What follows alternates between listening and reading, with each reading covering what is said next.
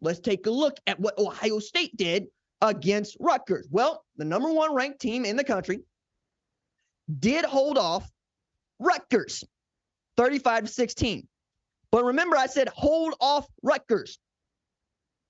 That ain't how Ohio State's supposed to beat Rutgers. You're not supposed to hold a damn thing. Coming into this game, Ohio State was 9-0 all-time against Rutgers and putting up at least 49 a game in every game they played against the Scarlet Knights, all right? I would add here, this ain't your mama's Rutgers, but it is my Rutgers because I remember when Rutgers went bowling and they were good that one year in Piscataway. They're back to being something like that. They won 6 games coming into this one against Ohio State. Rutgers is going bowling.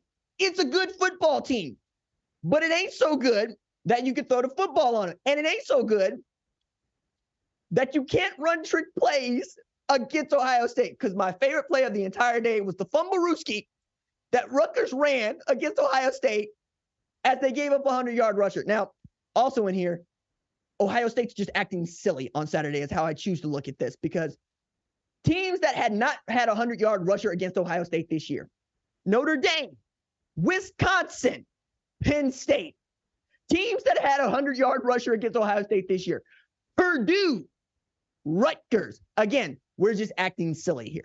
However, the defense is still the defense. That's remarkable. They have not given up more than 17 points to any opponent all year long, giving up 16 to what I think is a plucky Rutgers team who was in it coming into halftime. Took a 9-7 lead at one time, right? Had Ohio State really challenging itself at halftime and has Ryan Day absolutely losing his mind on the sideline. I don't know if you were more affected by a Ryan Day offense that isn't firing like the Ryan Day offense that we expect it to, or an Ohio State defense that is able to keep a lid on the end zone to the tune of nobody scoring more than 17 on us. It's fine if the Ohio State offense doesn't start running until the middle of the third quarter in any game it plays. Wild stat, Marvin Harrison Jr., who should be a Heisman finalist and probably will win the Biletnikoff Award, had all of 25 yards receiving on 4 catches. But 2 of those catches, touchdowns. 1 of those catches, the kind that only Marvin Harrison Jr. could make, because Kyle McCord has come to understand. I have a cheat code wearing 1-8. If you one-on-one him, I'm just going to throw it near him. It's almost like Megatron at Georgia Tech in that flex bone that they were running down there with Paul Johnson where, hey, Reggie Ball, just throw it.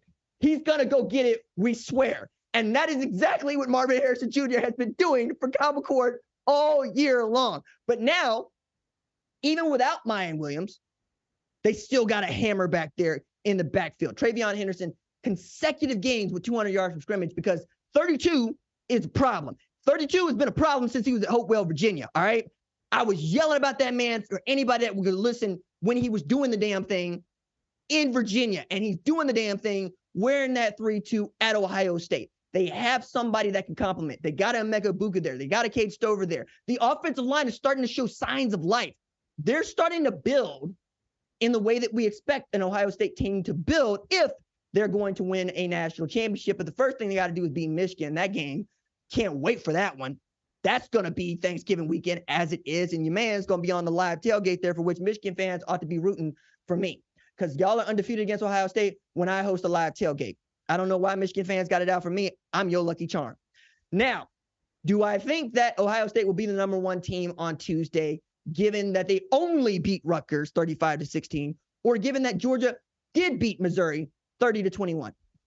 I think that the College Football Playoff Select Committee is biased toward the SEC, but they're biased toward the SEC for good reason. Show me somebody else that can win the national championship, because it's been Georgia for 2 consecutive years. We got some Clemson in there, but then we got some LSU and we got some Bama. We got a Florida State in there, sort of, kind of, but not really, right?